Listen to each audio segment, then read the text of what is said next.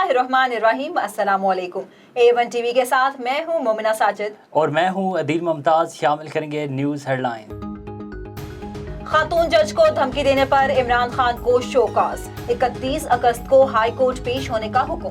Justice Mohsin Akhtar Kayani ने कहा कि वजीर आजम रहने वाले लीडर से इस तरह के बयान की तवक्को नहीं की जा सकती।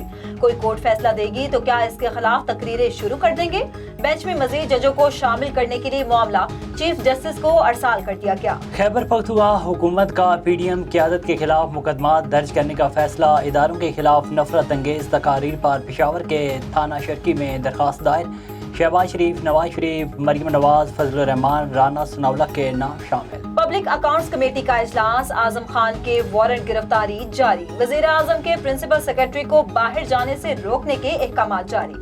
आजम खान को मालम जब्बा और बिलियन ट्री केस पर तलब कर रखा था। चेयरमैन नैब ने बताया कि मालम जब्बा केस KP हुकूमत की सिफारिश पर बंद किया गया था। साबिक सदर आसिफ अली जरदारी की नाम लिए बगैर इमरान खान पर तनकीद। कहा मुल्क में सैलाब से हंगामी सूरत हाल है और एक शख्स इक़्तिदार का नशा दिन ब दिन इसको पागल कर रहा है, जो हर रोज़ हमारी फौज और इदारों पर तनकीद करता है।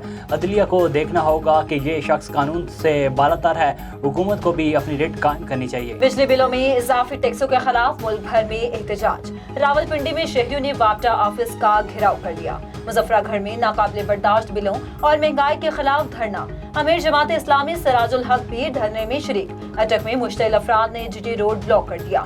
गाड़ियों की लंबी कतारें लग गई। झंग, ओकाड़ा, पतोकी, चोनिया और चबा सुल्तानपुर में भी अवाम का एहतजाज। मर्दान में भी अवाम के सब्र का पैमाना लबेज। मेन शाहराह कई घंटे बंद रखी गई। कि मरी में स्काई गार्डन सोसाइटी की जानिब से तकरीब का एहतमाम किया गया, जिसमें इस्लामाबाद और मरी के सहाफ़ियों और सियासी समाजी शख्सियात ने शिरकत की। तकरीब के मेहमान ख़ुसूसी मौलाना अब्दुल वासित थे। इसी हवाले से देखते हैं सईद औरंगज़ई की ये रिपोर्ट। जी बिल्कुल, इस वक्त हम मौजूद हैं स्काई गार्डन सोसाइटी, जिसकी बाकायदा तौर पर इफ्तिताह की गई। और आप देख सकते हैं हमारे साथ मौजूद हैं सैनेटर हिदायतुल्लाह खान, जो कि अवामी नेशनल पार्टी से इनका ताल्लुक़ है। इन्हीं से बातचीत कर लेते हैं कि इस सोसाइटी के हवाले से क्या पैगाम देना चाहेंगे और क्या कहना चाहते हैं हमारे जो व्यूवर्स हैं।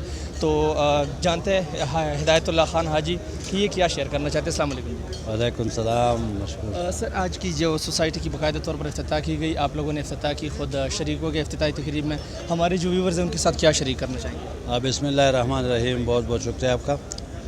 मैं तो यही कहता हूँ कि जिस तरह इस्लामाबाद के ऊपर अभी दूसरे इलाक़ों से भी काफ़ी बोझ पड़ रहा है और लोग पैदर पे यहाँ पे नकल मकानी करके आ रहे हैं, तो इस किस्म की सोसाइटियों की बहुत ज़्यादा ज़रूरत है। और फिर मैं तो यही समझता हूँ कि जो हमारे पब्लिक सर्वेंट है या कोई इस तरह मतलब है कि वो बेचारे यहाँ पे नौकरी करते हैं, तो उनका एक ख्वाब होता है कि अपने बच्चों के लिए घर ज़रूर बनाएं।